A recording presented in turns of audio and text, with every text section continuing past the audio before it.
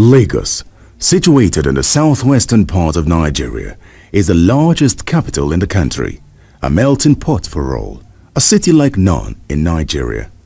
So has its history not been like any in the country.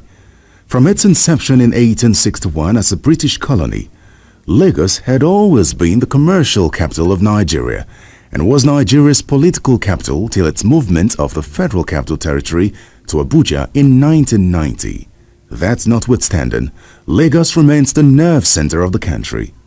From politics to commerce, Lagos has always been the playground of politicians and businessmen. But lately, a playground, no pun intended, has it been for one man. The great Lagos that we know, the city of dreams and hope, a place where fairness and equity was the watchword, is no longer that Lagos of our dreams. Rather, it has become a mystery how just one man can play the masquerade and the masquerader in a macabre dance, taking the populace nowhere but misery, poverty and doom. And yet, he smiles to the banks, enjoying all the trappings of wealth. Who is this one man that is all so powerful to hold down the collective dreams of all? At various times in his questionable and weird past, he could have been known by numerous names and sobriquets like Yekini Amoda Ogunlere, Hamid Shangodele, Adekunle Tinubu or Bobo Chicago. But he is known and addressed today as Ashiwaju Senator Bola Ahmed Tinubu, the Jagaban of Bogu Kingdom, a former senator representing Lagos West Senatorial District, former governor of Lagos State on the platform of the Alliance for Democracy AD, and current national leader of the All Progressives Congress, APC. With an enviable CV, it is best to deconstruct the real man called Ashiwaju Bola Ahmed Tinubu in order to unravel the facade he has been able to successfully build with time using several cronies and accomplices. The story of Bola Tinubu can best suit that of an Arabian Nights tale, a modern-day Ali Baba and 40 thieves. But you all will be the judge at the end of this film as we unmask the real Tinubu, the infamous lion of Bedelian, the Jagaban Bogu, who arguably is the biggest landlord in Nigeria. The real enemy is the man who stole the city hall. The enemy is the refugee upstart who seized the local government secretariat at Glover Road in Ikoyi. Our collective enemy is the greedy man who bought the old nurse's house at Falomo, the Falomo shopping complex, the Lagos State Polytechnic property at Ojota, the stretches of acres at Lekki, the old Strabag yard in Alausa, the innumerable beachfront properties long owned by the people of Lagos State, the billion-naira Queen's Drive mansion, the illegal Lekki toll gate, the First Nation airline, the strings of media conglomerates, the vault and garden cemetery, even the cemetery. Based on the mountains of sustained petitions and indictments for alleged corrupt enrichment while in and or out of office, Tinubu is maybe the most indicted governor in the history of Lagos State since its creation in 1967. Like every story, we will start from the beginning. To start with, it is no secret that Tinubu is a native of Iragbiji, a hilly rural town situated 3 kilometers away from Ikiru in Osun State. Bola Ahmed Adekunle Tinubu was born supposedly on 29 March 1952 in the city of Lagos. He allegedly attended St. John's Primary School, Aroloya, Lagos, and the Children's Home School in Ibadan. Tinubu went to the United States in 1975, where he allegedly studied first at Richard J. Daley College in Chicago, Illinois, and then at Chicago State University. He graduated in 1979 with a Bachelor of Science degree in accounting. Even Wikipedia is silent on Tinubu's attendance of Government College, Ibadan. Such is the web of lies and deceit that makes the man more odious and dangerous to those who can see beyond the mask. Today, Lagos has a debt crisis, a taxation crisis, an education crisis, an environmental crisis, and an infrastructure crisis. A burden placed by Tinubu as governor of Lagos State and further deepened astronomical heights under his godson, the incumbent governor, Babatunde Fashola, in a perfectly laid out wheel of corruption. His political career began in 1992 when he was elected to the Nigerian Senate representing the Lagos West's constituency in the short-lived Nigerian Third Republic. In the run-up to the 1999 elections, Bola Tinubu was a protege of Alliance for Democracy AD leaders Abraham Adesanya and Ayo Adebanjo. He won the AD primaries for the Lagos State gubernatorial elections in competition with Funsho Williams and Wahab Dosumu, a former Minister of Works and Housing. The rest is history. He won and became governor of Lagos. When he assumed office in May 1999, little did Lagos know that they just entered what is traditionally called one chance, a journey to nowhere. As he took his oath and addressed the good people of Lagos who voted him, Bola Ahmed Tinubu promised 10,000 housing units for the poor, a promise he did not fulfill. Senator Bola Ahmed Tinubu has become a personification of what is wrong with Lagos. Just as his word is law, he can do and undo. What started out like an act of drama at the beginning of the current democratic dispensation in 1999 has left Nigeria's premier state, Lagos, as a mere fiefdom of Tinubu, who bears the titular toga of the Lion of Badilian. Considering his grip on Lagos, Tinubu dispenses the power and authority of an emperor. He possesses the trappings of a Sicilian-type robber baron or a Roman emperor, foisted on the Yoruba nation. The Governor-General of Lagos State. Ever since his inglorious 8 years rule as Governor of Lagos from 1999 to 2007, on the platform of the Alliance for Democracy AD to date, he has been accused of being the looter-in-chief who has unleashed the most egregious corruption and reckless looting on the treasury of Lagos State. Even as he hides under the guise of championing democratic principles, various frauds, including financial crimes, have been linked to him, such that he can only be summed up as a perpetrator of diabolical deeds. Tinubu's dubious activities came to the fore quite early during his tenure as Lagos governor. After just being sworn in 1999, the late legal luminary and human rights lawyer, Chief Gani Fawemi, instituted legal actions challenging Tinubu's academic qualifications, which were discovered to be forged. The case of perjury, which has been hanging on his neck ever since then, is yet to be dispensed with, even as he can no longer hide under immunity clause as a governor. Being the questionable character he is said to be, the only response Tinubu could give to the premeditated Lagos House Assembly ad hoc committee set up to clear him of the perjury charge raised against him by Chief Fawemi in 1999 was to admit full responsibility for some of the needless errors, whatever that means. He told the convoluted story to the Kangaroo Committee that as a result of the acrimonious primaries of the Alliance for Democracy in the run-up to the elections, that the information contained in both the Independent National Electoral Commission INEC form and the affidavit of loss of certificates was supplied by one of his political aides, Senator Tokunbo Afikuyomi.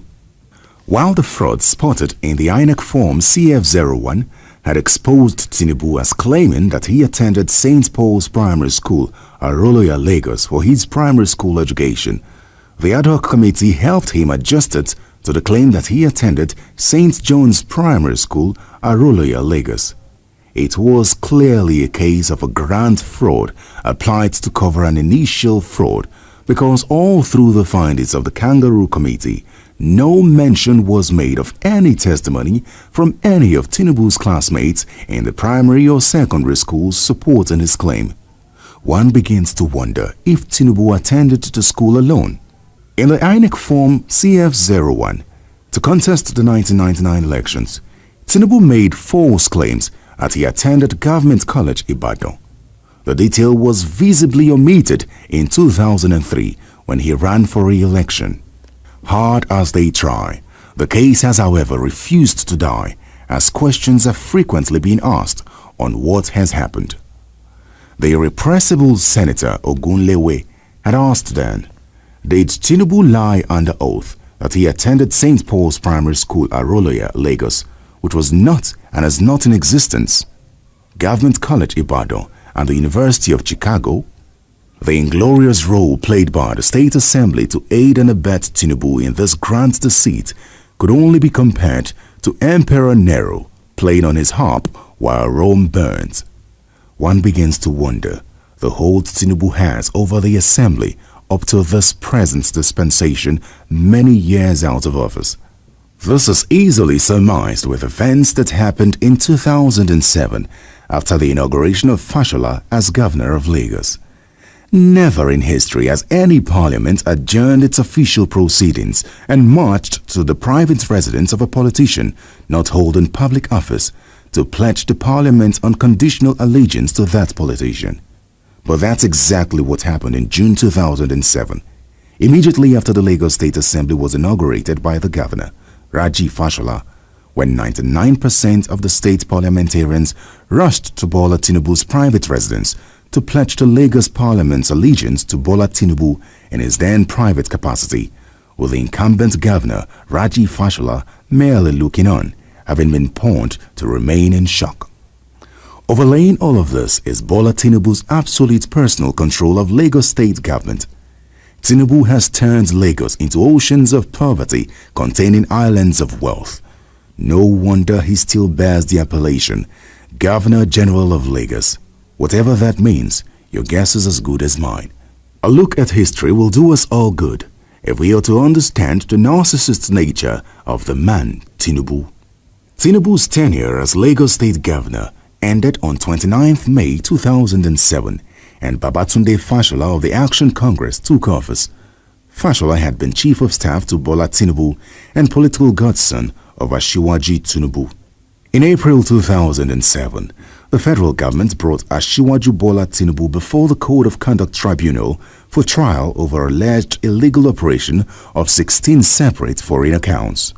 In September 2009, the British Metropolitan Police were investigating a transaction in which the Tinubu-led Lagos state government made an investment in Econet, now Airtel.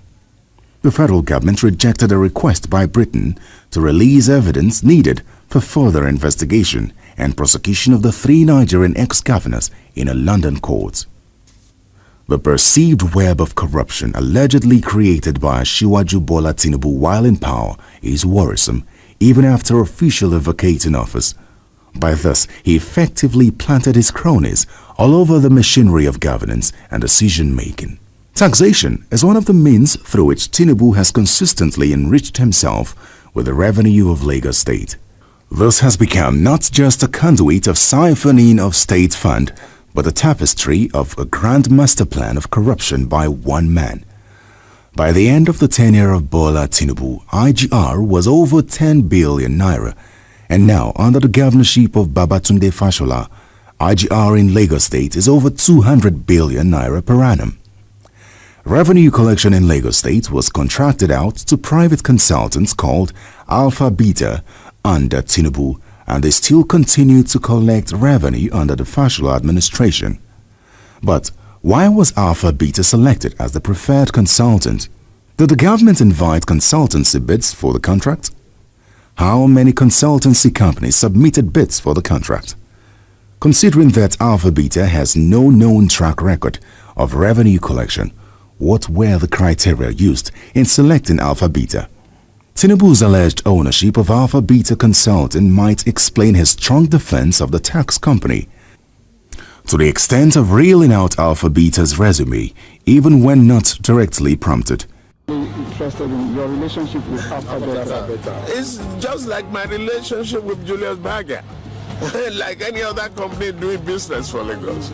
And it is extremely important and efficient, and we are building internal control from the ground up. They have exploited their knowledge in biometric, establishing a control system and re-engineer the finances of Lagos. It is no surprise to see Tinubu rise in strong and spirited defense of Alpha Beta Consulting, his company. From 2000 to 2009, Alpha Beta allegedly took 15% of all tax revenues generated by the state of Lagos. In the past 5 years, it has taken 10%, which means that Alpha Beta has pocketed approximately 13% of our money during the governorships of Tinubu and Fashola. This is ridiculously scandalous in itself. Approximately 1.464 trillion naira has been raised in tax in the past 15 years, monies which should clearly be invested back into the state, but it is not. Alpha Beta is allegedly owned by Bola Ahmed Tinubu, and the company is the recurring decimal of corruption in Lagos. In the last 2 years, 36 billion naira has been paid out to Tinubu via Alpha Beta Consulting alone. 36 billion naira is a colossal amount of money to pay an individual firm over a 2-year period. A look at taxation in Lagos, which is charged at multiple points, will suffice and help us appreciate the maze of corruption that is perpetrated in Lagos by Tinubu and his cronies. In addition to federal taxes, the state government collects shops and kiosk rates, an approved open market levy, tenement rates, licensing fee for sale of liquor, slaughter slab license fee in abattoirs under local government control, marriage, birth and death registration fees, street naming registration fee, motor park levy including motorcycles and tricycles, parking fee on local government streets or roads as may be approved by the state government, domestic animal license fee excluding poultry farmers, license fees for bicycles, trucks, canoes, wheelbarrows and carts other than mechanically propelled trucks, radio and television license fee excluding radio and television in motor vehicles, transmitters and other communication equipment, public convenience, sewage and refuse disposal fees, cemetery and burial ground permit fee for private entertainment and merriment in public places excluding roads and streets, wharf landing fees, corporate business permit, commercial premises rate, corporate parking within company premises, vehicle radio permit or clearance, satellite and mast permit, vehicle environmental protection, outdoor environmental sanitation agency fees, mobile advert permit, computer use permit, interstate revenue, penalty for seatbelt default, computer license fee. It is better imagined how much sleaze that goes on behind the scene. Sensing a cover-up, a Lagos resident, Dr. Ademola Dominic, petitioned the Lagos state government directly on the 24th of October 2012, asking for a disclosure of public accounts as pertain the tax consultancy fee the Lagos state government pays out monthly to a private company named Alpha Beta Consulting Limited, owned by Tinubu.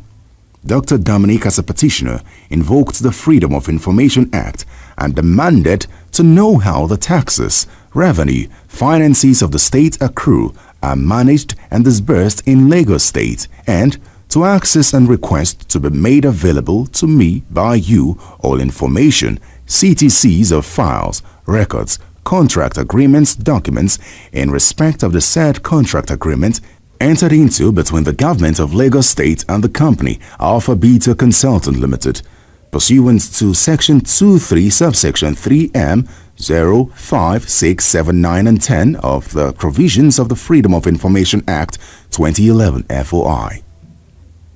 According to Dr. Dominic's petition for account, the government of Lagos State boasts of internally generated revenue of about 40 billion naira every month, translating into a commission of 6 billion naira being paid to Alpha Beta Consulting Limited also every month, which some I consider unfavorable and outrageous to me as a taxpayer and citizen of Lagos State. In public eyes, the offending company Alpha Beta Consulting Limited is putatively owned by Alhaji Bola Tinubu, who handpicked Babatunde Fashola in 2007 as the Action Congress governorship candidate in Lagos by riding roughshod over the party's constitution's requirement for a sensible primary election.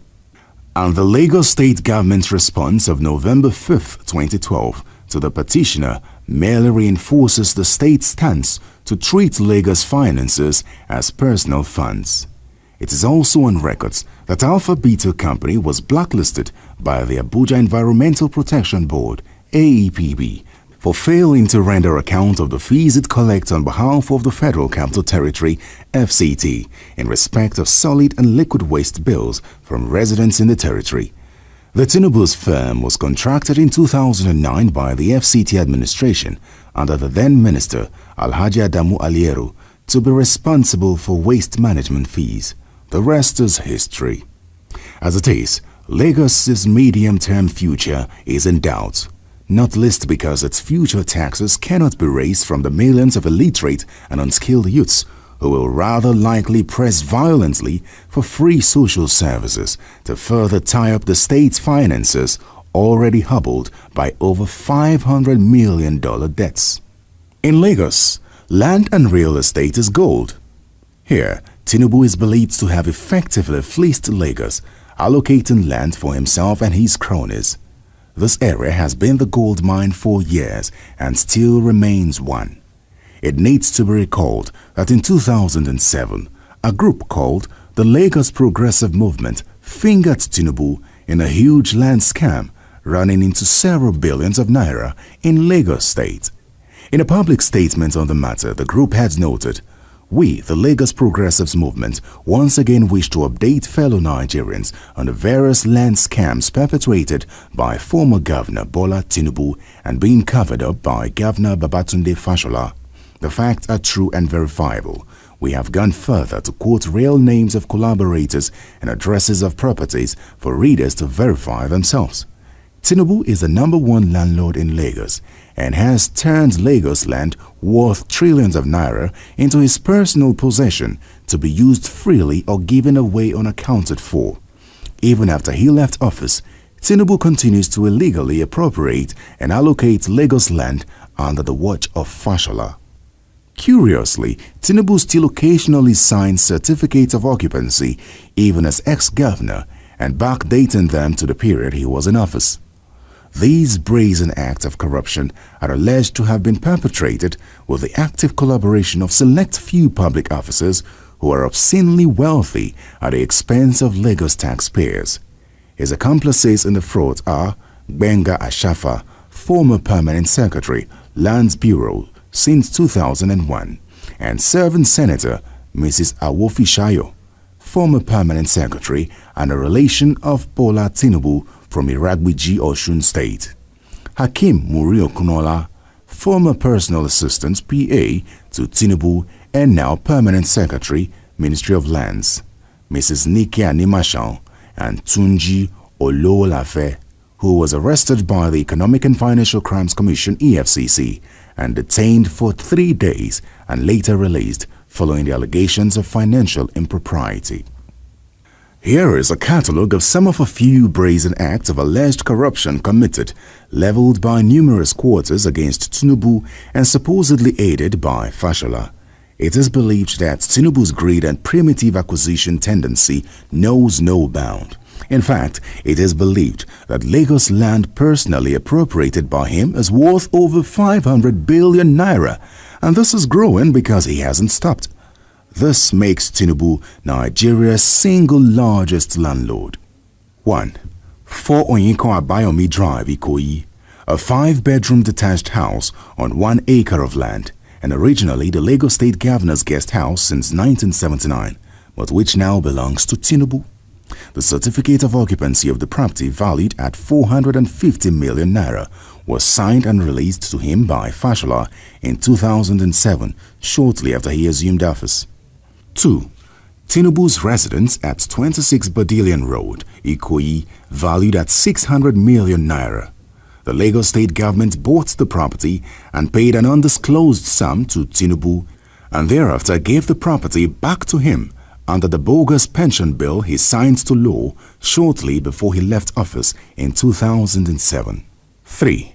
The annex of the Lagos State Guest House in Asokoro, Abuja, was bought by the state government in 2006 for 450 million naira. But shortly after Tinubu left office, the property was transferred to him under the pension plan he signed into law before leaving office. 4.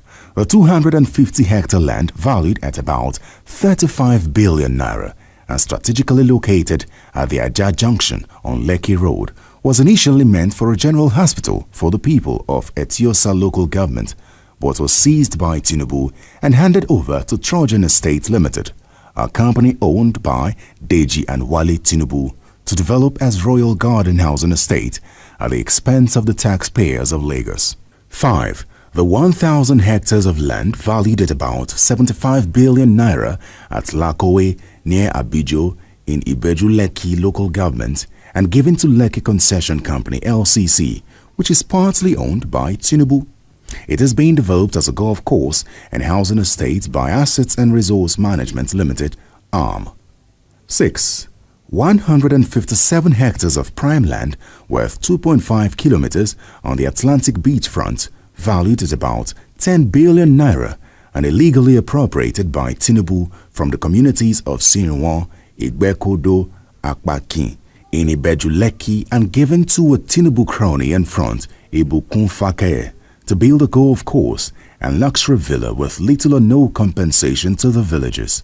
Tinubu paid $20 million, that's 3 billion naira, out of public treasury to Fakeye to commence the project in late 2006. Fashola has since released additional funding for this project, which is not owned by the state government. 7. Bola Tinubu now owns the 14-hectare Parkview Ikoyi Estate foreshore land reclaimed by Lagos state government. 8. While in office, he allocated to himself the former Strabag yard beside the Lagos State Secretariat at Alausa Ikeja. The property has now been developed into a shopping mall, the Ikeja City Mall, that houses ShopRite Ikeja. 9. The choice property at Lekki Ekpe Road, on which he built the multi-billion naira Oriental Hotel and a multi-story car park beside it. In addition is the recreation center by Mobile in Oniru Estate on Lekki Ekpe Road, jointly owned with ARM and Tunji Oloalafe and valued at over 25 billion naira, were obtained without paying a kobo to the Lagos state government. Tinubu, under Fashola's watch, sold the following prime Lagos properties to their personal friend and front, Prince Dikpo Eludoyin, at very ridiculous prices. 1. The 3.8 hectare of land of Lagos State Fisheries Office in VI, besides the Institute of Oceanography, valued at 3 billion naira. 2. The fishery land and jetty at Badore, valued at 500 million naira. 3. The entire Ogudu foreshore scheme, initially earmarked for a low-cost housing scheme, valued at 5 billion naira. 4. The Ilubinri Housing Estate, which used to house Lagos State civil servants and judges up till 2007, valued at 2.5 billion naira. 5. The former Julius Berger Yard at Okorisa, Ekpe, valued at 450 million naira. 6. Tinubu raised a loan of 4.7 billion naira on Eko Akete project, for which nothing was achieved before he turned around to sell the property to his friends Chagori and Chagori and his own company, High Tech Construction Limited, at the expense of the taxpayers of Lagos. 7. Tinubu applied to personally purchase the Federal Secretariat building while in office. When he couldn't get to buy it, he directed Fashola to stop the eventual owner of the complex from developing it. The complex is presently wasting away, courtesy of the Lagos state government. It took several months of horse trading and underhand payments before Fashola could allow the new owners of 1,004 flats to redevelop the complex. 8. Tinubu converted all the plots of land where Lagos Polytechnic was located at Ikosi near the old toll gate. He chased away the Polytechnic in 2006, depriving the youths of Lagos of decent education because of his greed. He allocated the property to himself, his cronies, and political associates.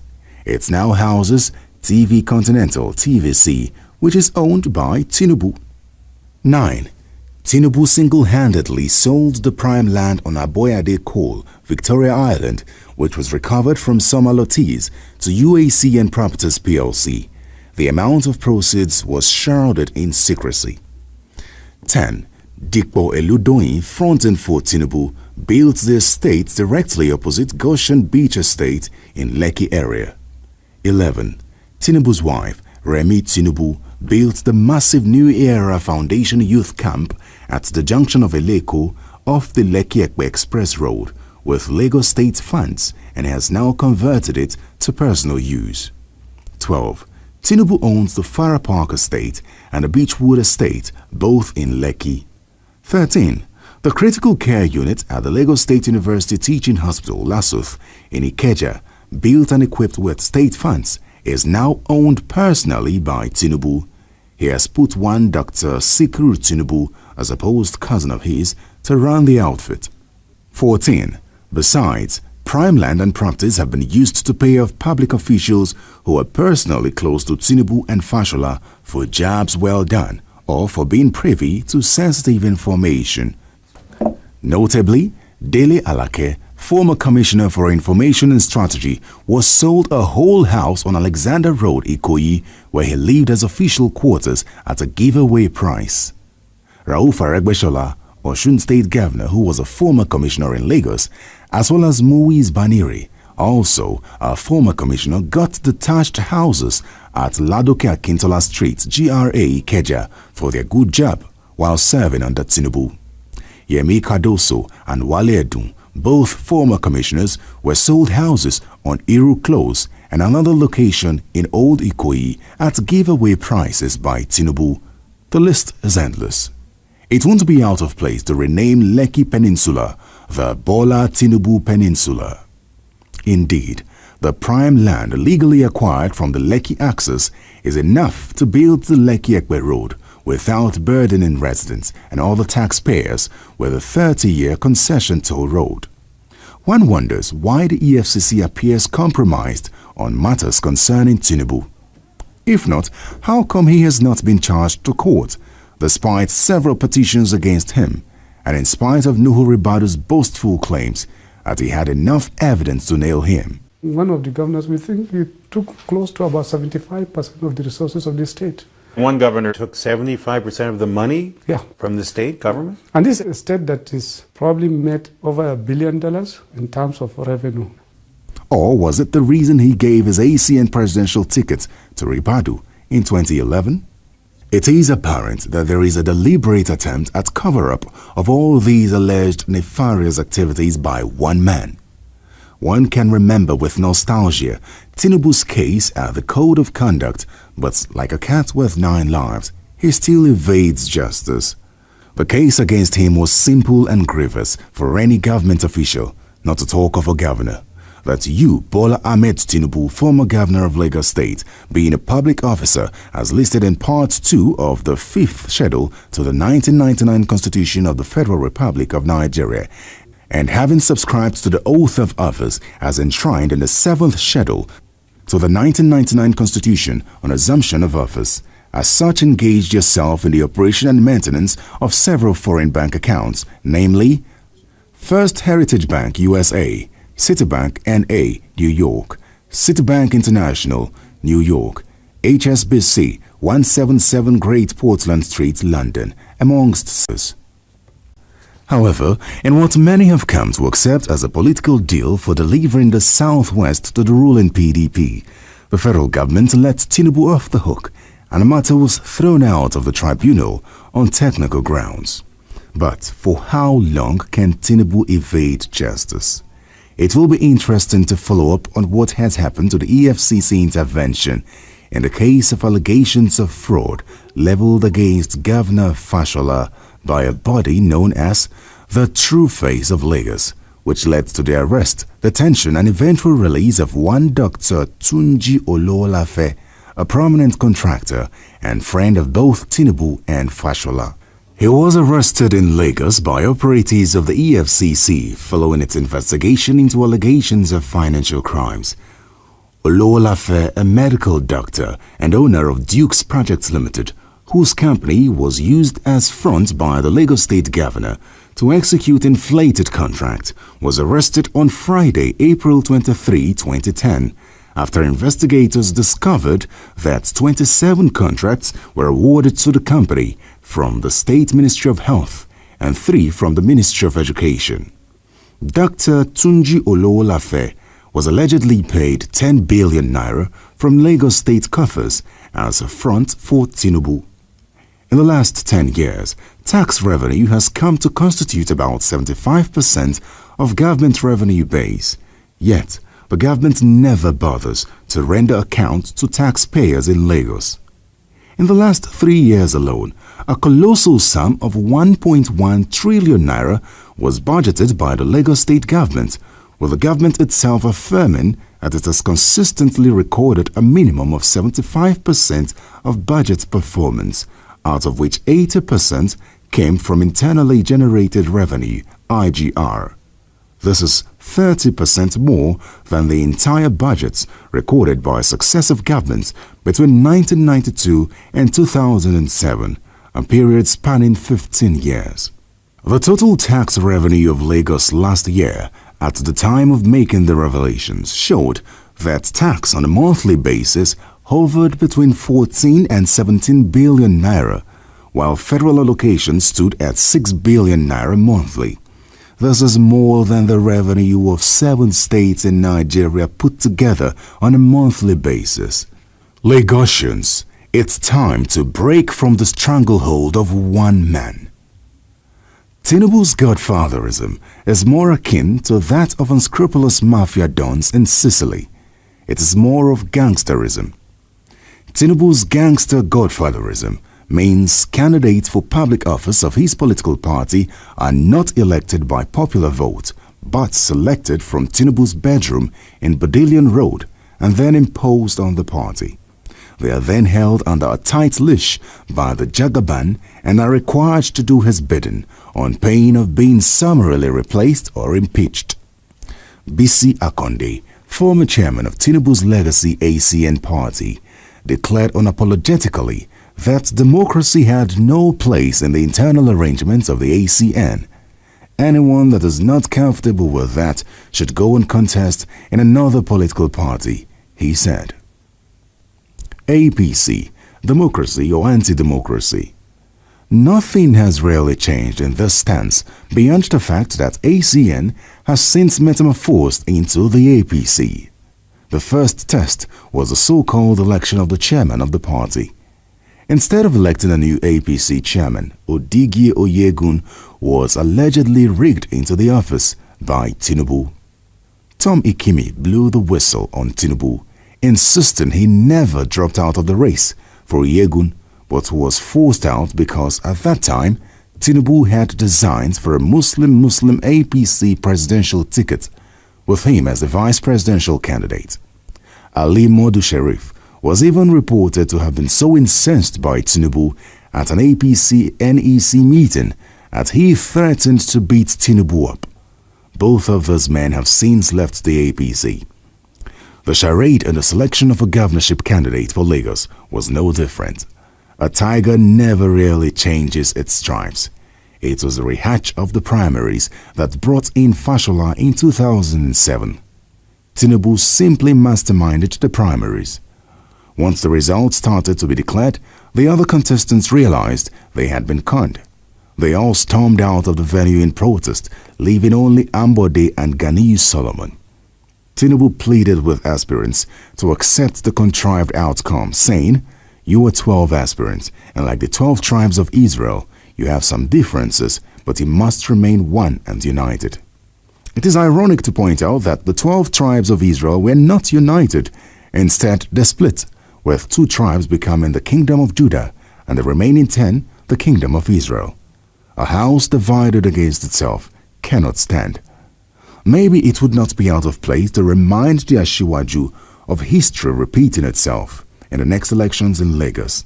In 1991, the Social Democratic Party, SDP, won an overwhelming 26 of the 30 seats in the House of Assembly election.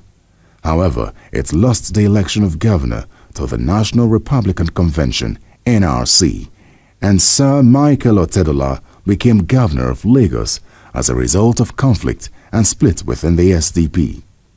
The evidence suggests that, no thanks to Tinubu's hijinks, history might repeat itself in 2015 with a probable loss of Lagos by the ruling APC to the opposition PDP. It has to be stressed that even Tinubu and Fashola have had their share of quarrels in the sharing of their spoils. The arrest of Ololafe was said to be the climax of the bitter feud between Tinubu and his godson over certain fundamental issues, chief among which is the control of finances of the state. In December 2009, there were reports that Babatunde Fashola and Bola Tinubu had fallen out over the issue of whether Fashola should run for re-election in 2011, with Tinubu said to be supporting the Commissioner for Environment, Moise Baniri. Fashola's nemesis, as it were, was his complaint about the huge monthly deductions of over 3 billion naira from the state coffers every month as consultancy fee by Tinubu's tax company Alpha Beta from the almost 30 billion naira internally generated revenue IGR. This day, December 19, 2009, in one of its articles sums it up thus: Tunji Ololafe is a crony and convenient front for Tinubu. Sources claim that Tinubu's role in installing Fashola as governor of the state is the biggest hindrance for the present regime. An agreement between Fashola and Tinubu over the duration of the tenure of governorship, as well as the selection of certain cabinet members, paints a vivid picture on the sort of bind Fashola is in. And this bind will continue with the present governorship aspirant, Ambode, if he is allowed to win the next elections in Lagos. Emperor Tinubu knows how to keep his acolytes under check. For those who might want to claim Ambode might be a man of his own, not under Tinubu. Governor Fashola still remains a case study for the alleged deviousness of Bola Ahmed Tinubu. There is the multi-billion naira Badagry Mile 2 10-lane highway built by Julius Berger, and the Lekki-Ekpe Highway, which Tinubu arm-twisted Fashola and ensured he got a 30-year concession to build, operate and transfer. For those who know the Lion of Badilion, it's all about the influence of Tinubu. He wants to run the government. He was angry Fashola won't let him. He wanted the Badagry Mile 2 contract, but when Fashola gave it to Berger, because Tinubu had the Lekki-Ekpe deal, Tinubu got angry. It is believed that this one man, Tinubu, gets all he desires, and he is still not yet done. The alleged ownership of choice properties and businesses by former Lagos State Governor, Mr. Bola Ahmed Tinubu, valued at over 1 trillion naira, will rank him the most corruption-prone politician in Nigeria. Such properties and businesses include the Ikeja Shopping Mall, Oriental Hotel, Renaissance Hotel, First Nation Airline, Vintage Publications, publishers of the Nation newspapers, TV Continental, Radio Continental, and so many others. On the celebration of his 60th birthday, it was said he forced some APC, AC and then state governors, the 57 chairmen of local government councils and the local council development areas of Lagos State to cough out 2 billion naira for the event. Though yet to be listed in the authoritative Forbes Fortune 100, Tinubu is arguably Nigeria's biggest landlord. His ownership of choice real estate and swaths of lands running into thousands of acres of public lands is second only to the federal government and the Lagos state government. In terms of direct cash value and return on investment, Tinubu's real estate holding may be worth more than even that of the federal government in Lagos state. Let's pause a minute and ask, how a man who was governor for 8 years with fixed salary and allowances could have acquired so much money to buy almost everything in Lagos? Unknown to Nigerians, in 1993, 6 years before he ran for his first term in office in 1999, Tinubu was charged in the United States of America for narcotics or drug trafficking. Charged before the United States District Court, Northern District of Illinois, in a judgment that was docketed and dated 5th October 1993, the United States government compelled Tinubu to forfeit all sums in 9 different accounts in First Heritage Bank, Citibank N.A., and Citibank International. In the document titled decree of forfeiture as the fund held in First Heritage Bank, it states clearly in Article A that the United States filed a verified complaint for forfeiture against the funds in the above-captioned defendant, Tinubu's accounts, because there was no probable cause to believe that the property represented proceeds of narcotics trafficking or was property involved in financial transactions in violation of 16 U.S.C. SS 1956 and 1957, and therefore was forfeitable to the United States. It is alleged that Tinubu might have escaped physical time in prison by entering into a plea bargain and thus forfeited all funds in his accounts which were suspected to have been proceeds from narcotics or drugs to the United States court. Evidently, there is a lot more to Tinubu's dark past that millions of Nigerians are yet to unravel. Yes, there is housing scheme being built within the Eco Atlantic City development, which is marketed as a brand new city that excludes the hard-working people of Lagos. A brand new city where many plots of land cost in excess of $1 million. A brand new city in which 120,000 will live and 250,000 will work, while millions of others remain trapped in abject poverty. The Eco Atlantic City project is reclaiming the ocean. Sadly, it is just pandering to the stereotype painted by the United Nations: oceans of poverty containing islands of wealth. It so happens